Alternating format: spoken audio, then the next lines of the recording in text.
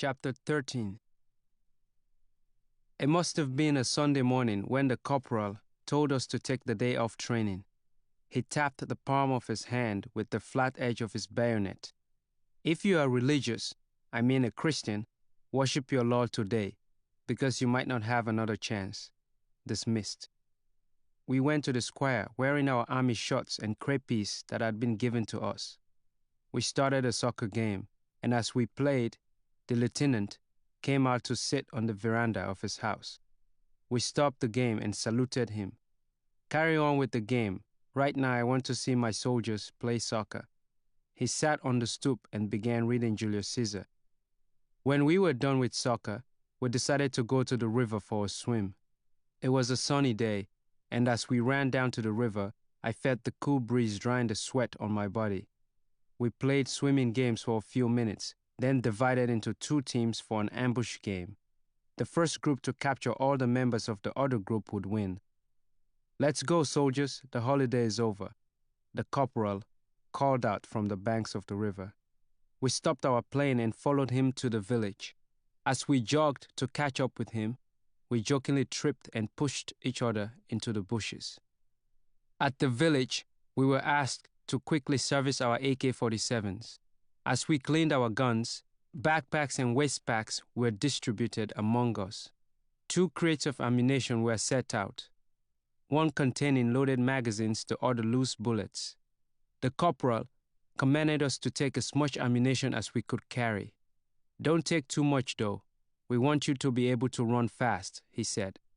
As I loaded my backpack and waist pack, I looked up and saw that some of the older soldiers were doing the same. My hand began to shake, and my heart beat faster. All the other boys except for Alaji were having fun because they thought they were gearing up for more drills. But I knew we weren't going for training, and Alaji leaned on the wall of the building, clutching his gun like a mother would hold her baby. He knew it too. "Stand up on your feet, soldiers," the corporal said. He had left us briefly to change. He was fully dressed in army uniform and carried a backpack and a waistbag full of ammunition. He held a G3 weapon and his helmet under his arms. We stood in line for inspection. All of the boys wore army shorts and green t-shirts. The corporal handed us green head ties and said, "If you see anyone without a head tie of this color or a helmet like mine, shoot him." He screamed the last 2 words. Now it was clear to all that we weren't going for training. As we tied our headcloths, Sheku, standing next to me, fell backward. He had taken too much ammunition. The corporal emptied some of the magazines from his backpack and stood him up. Sheku's forehead was sweating and his lips trembled. The corporal patted him on the head and continued talking. "The other men," he pointed to the older soldiers, "will carry spare boxes of ammunition, so do not overload yourselves. Now relax, we will be on our way in a few minutes." The corporal walked away. We sat down on the ground and everyone seemed to wander into their own thoughts. The daily bird songs were gone, replaced now by the raising of firing levers as the older soldiers readied themselves. Sheku and Josiah sat next to me, their eyes watery and dull. All I could do was rub their heads to assure them it might be okay. I got up and walked over to Alaji and the rest of my friends. We made a pact that no matter what, we would try and stay together. A young soldier came by with a plastic bag full of some kind of tablets. They looked like capsules, but they were plain white. He handed them to each of us with a cup of water. "The corporal said it will boost your energy," the soldier announced with a secretive smile on his face. As soon as we had taken the tablets, it was time to leave. The adult soldiers led the way. Some carried ammunition boxes, the length of 2 cement bricks between them,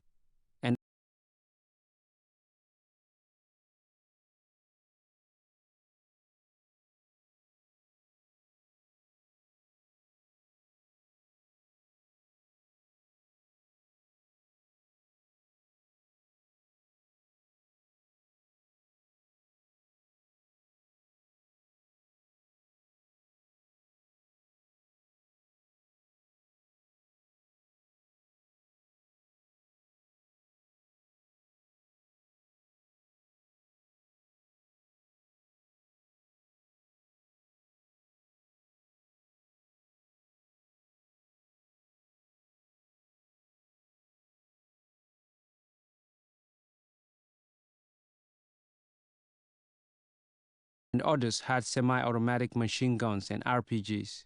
I held my AK-47 with my right hand, its mouth pointing to the ground.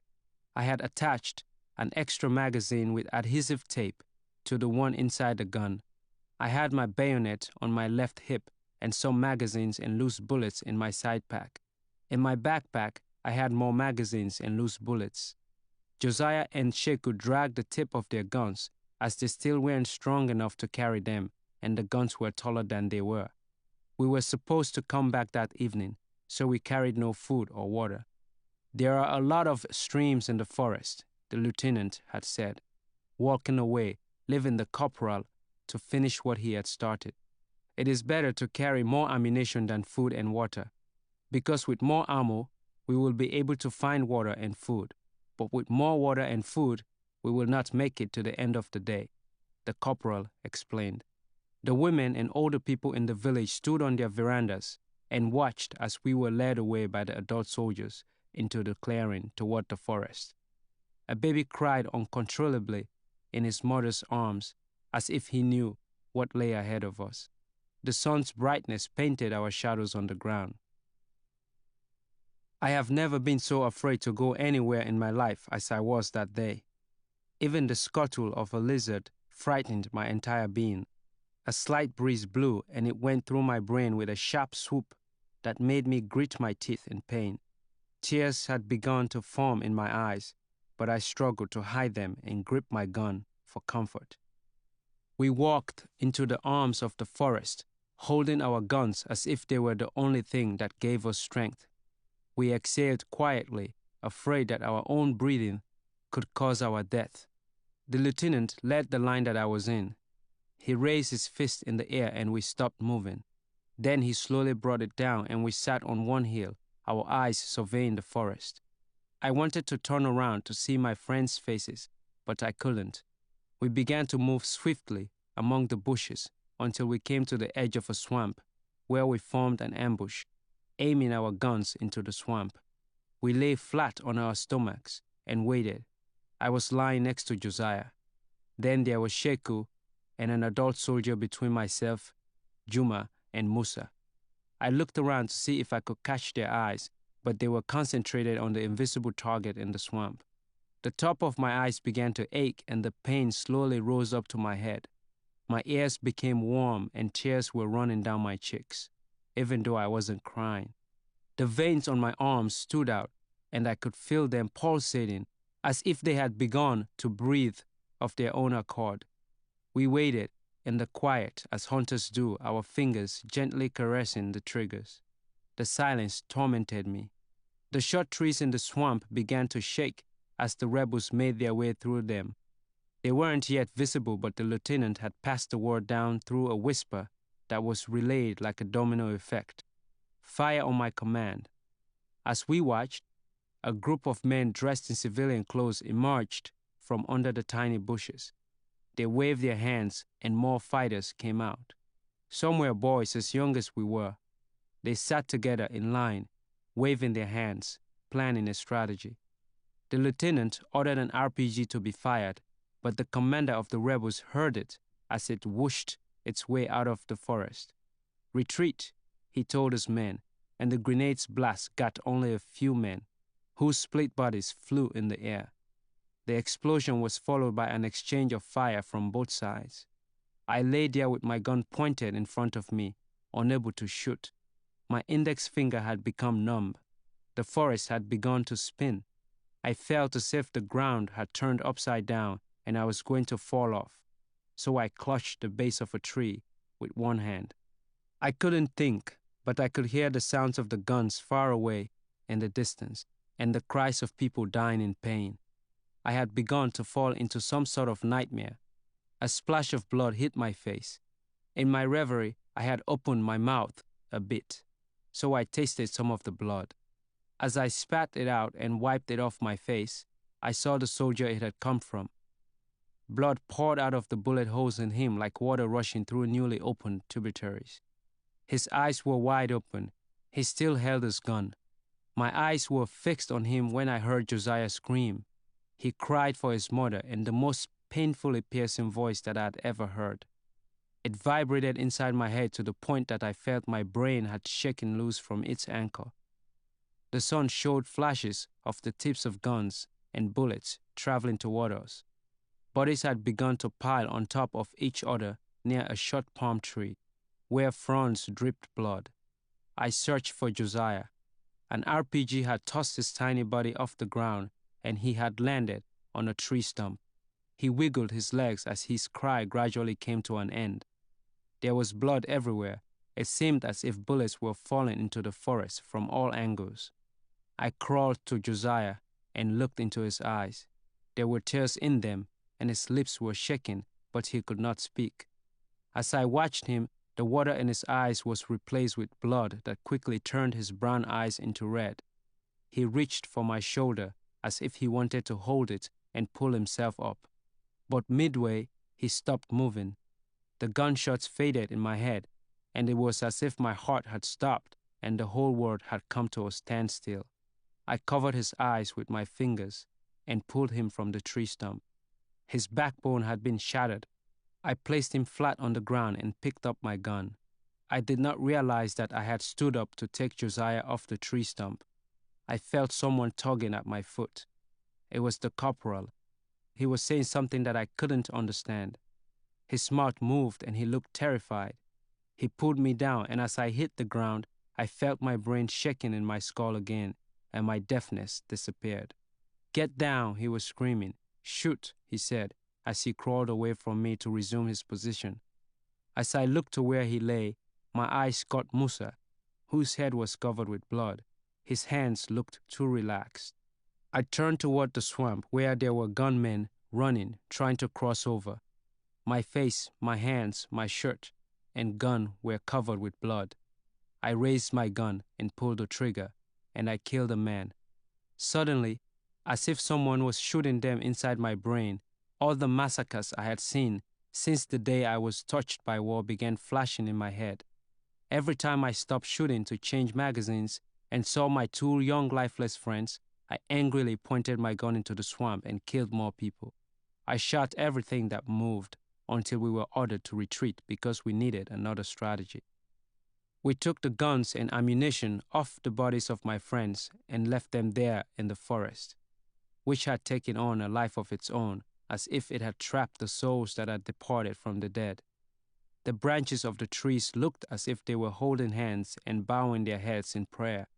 We crouched into the forest and formed another ambush a few meters away from our initial position. Once again, we waited. It was between evening and nighttime. One lonely cricket tried to start singing, but none of its companions joined in, so it stopped to let silence bring night. I lay next to the corporal, whose eyes were redder than normal. He ignored my stare. We heard footsteps on the dried grasses and immediately took aim. A group of gunmen and boys emerged from under the bushes, crouched, and took quick cover behind trees. As they got closer, we opened fire, dropping those who stood in front. The rest we chased into the swamp where we lost them. There, crabs had already begun feasting on the eyes of the dead. Limbs and fragmented skulls lay on top of the bog, and the water in the swamp had been replaced by blood. We flipped the bodies over and took their ammunition and guns. I was not afraid of these lifeless bodies. I despised them and kicked them to flip them. I found a G3, some ammunition, and a handgun that the corporal kept for himself. I noticed that most of the dead gunmen and boys wore lots of jewelry on their necks and wrists. Some even wore more than 5 gold watches on one wrist. One boy, whose uncombed hair was now soaked with blood, wore a Tupac Shakur t-shirt that said, "All eyes on me." We lost a few adult soldiers on our side and my friends, Musa and Josiah. Musa the storyteller was gone. There was no one around to tell us stories and make us laugh at times when we needed it.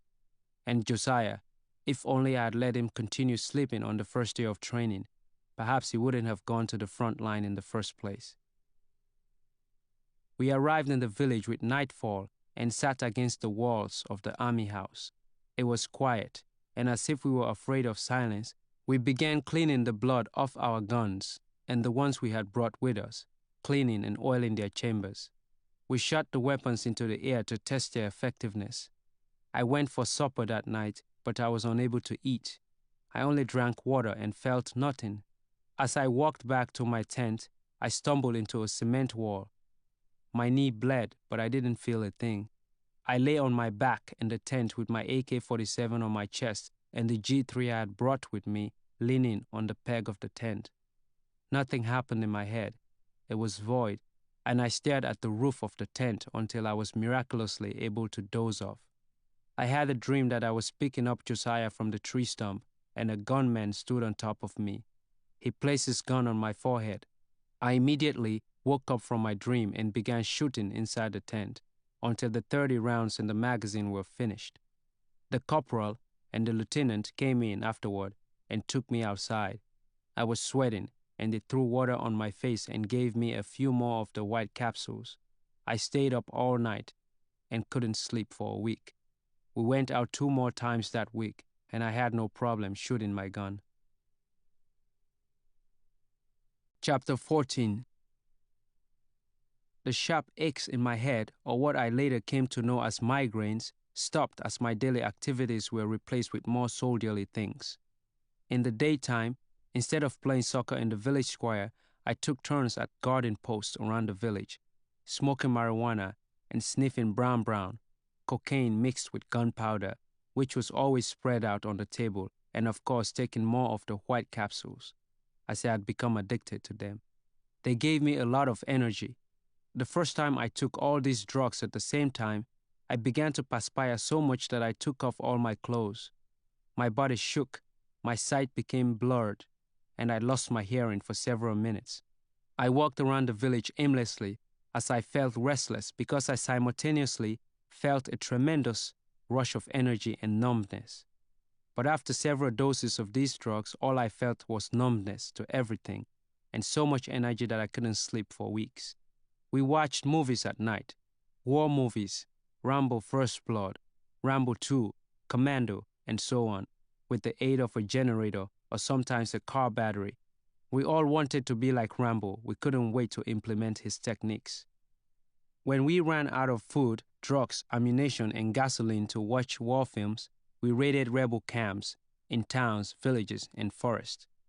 We also attacked civilian villages to capture recruits and whatever else we could find. We have good news from our informants. We are moving out in 5 minutes to kill some rebels and take their supplies, which really belong to us, the lieutenant would announce. His face evinced confidence. His smiles disappeared before they were completed. We tied our heads with the green cloths that distinguish us from the rebels, and we boys led the way. There were no maps and no questions asked. We were simply told to follow the path until we received instruction on what to do next. We walked for long hours and stopped only to eat sardines and corned beef with gari, sniff cocaine, brown, and take some white capsules. The combination of these drugs gave us a lot of energy and made us fierce. The idea of death didn't cross my mind at all, and killing had become as easy as drinking water. My mind had not only snapped during the first killing, it had also stopped making remorseful records, or so it seemed. After we ate and did drugs, we would guard the perimeter while the adults rested for a bit. I shared a post with Alhaji, and we would time each other on how fast we could take out a magazine and replace it. Sometime I am going to take on a whole village by myself, just like Rambo, Alhaji told me, smiling at the new goal he had set for himself. I'd like to have some bazookas of my own, like the ones in Commando. That would be beautiful, I said, and we laughed. Before we got to a rebel camp, we would deviate from the path and walk inside the forest. Once the camp was in sight, we would surround it and wait for the lieutenant's command. The rebels roamed about. Some sat against walls, dozing off, and others, boys as young as we, stood at guard posts, passing around marijuana. Whenever I looked at rebels during raids, I got angrier because they looked like the rebels who played cards in the ruins of the village where I had lost my family. So when the lieutenant gave orders, I shot as many as I could, but I didn't feel better. After every gunfight, we would enter the rebel camp, killing those we had wounded. We would then search the houses and gathered gallons of gasoline, enormous amounts of marijuana and cocaine, bales of clothes, crepes, watches, rice, dried fish, salt, gari, and many other things.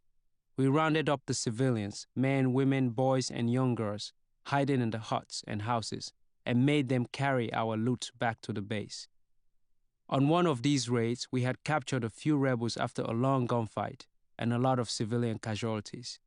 We undressed the prisoners and tied them until their chests were tight as drums. "Where did you get all this ammunition from?" the corporal asked one of the prisoners, a man with an almost dreadlocked beard. He spat at the corporal's face, and the corporal immediately shot him in the head at close range. He fell onto the ground and blood slowly leaked out of his head. We cheered in admiration of the corporal's fierceness and saluted him as he walked by. Suddenly, Lansana, one of the boys, was shot in the chest and head by a rebel hiding in the bushes. We dispersed around the village in search of the shooter. When the young muscular rebel was captured, the lieutenant slit his neck with his bayonet. The rebel ran up and down the village before he fell to the ground and stopped moving. We cheered again, raising our guns in the air, shouting and whistling. "If anyone starts any funny business, shoot him," the lieutenant eyed the prisoners. We set the thatch roofs on fire and left, taking the prisoners with us. The flames on the thatch roofs waved us off as they danced with the afternoon breeze, swaying as if in agony. "We," the lieutenant pointed to us, "are here to protect you and will do all we can to make sure nothing happens to you." He pointed to the civilians. "Our job is a serious one, and we have the most capable soldiers who will do anything to defend this country. We are not like the rebels, those riffraffs who kill people for no reason. We kill them for the good and betterment of this country. So respect all these men." He pointed to us again, "for offering their services." The lieutenant went on and on with his speech, which was a combination of instilling in the civilians that we were doing what was right and boosting the morale of his men, including us, the boys. I stood there holding my gun and felt special because I was part of something that took me seriously, and I was not running from anyone anymore. I had my gun now, and as the corporal always said, this gun is your source of power in these times. It will protect you and provide you all you need if you know how to use it well. I cannot remember what prompted the lieutenant to make this speech. A lot of things were done with no reason or explanation. Sometimes we were asked to leave for a war in the middle of a movie. We would come back hours later after killing many people and continue the movie as if we had just returned from intermission. We were always either at the front lines, watching a war movie, or doing drugs. There was no time to be alone or to think. When we conversed with each other, we talked only about the war movies or how impressed we were with the way either the lieutenant, the corporal, or one of us had killed someone. It was as if nothing else existed outside our reality. The morning after the lieutenant's speech, we proceeded to practice killing the prisoners the way the lieutenant had done it. There were 5 prisoners and many eager participants, so the corporal chose a few of us. He picked Kene, 3 other boys, and me for the killing exhibition. The 5 men were lined up in front of us on the training ground with their hands tied. We were supposed to slice their throats on the corporal's command. The person whose prisoner died quickest would win the contest. We had our bayonets out and were supposed to look in the faces of the prisoners as we took them out of this world. I had already begun staring at my prisoner. His face was swollen from the beating he had received, and his eyes looked as if they were watching something behind me. His jaws were the only tense part of his facial expression. Everything else seemed calm. I didn't feel a thing for him, didn't think that much about what I was doing. I just waited for the corporal's order. The prisoner was simply another rebel who was responsible for the death of my family, as I had come to truly believe. The corporal gave the signal with a pistol shot, and I grabbed the man's head and slit his throat in one fluid motion. His Adam's apple made way for the sharp knife, and I turned the bayonet on its zigzag edge as I brought it out. His eyes rolled up and they looked me straight in the eye before they suddenly stopped in a frightful glance, as if caught by surprise. The prisoner leaned his weight on me as he gave out his last breath. I dropped him on the ground and wiped my bayonet on him. I reported to the corporal, who was holding a timer. The bodies of the other prisoners fought in the arms of the other boys, and some continued to shake on the ground for a while. I was proclaimed the winner, and Kene came second.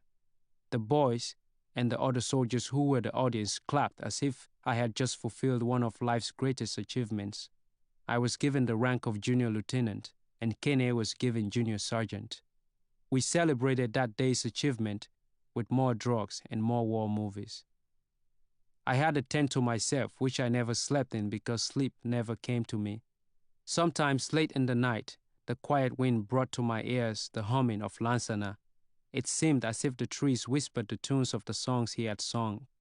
I would listen for a bit and then fire a few rounds into the night, driving the humming away.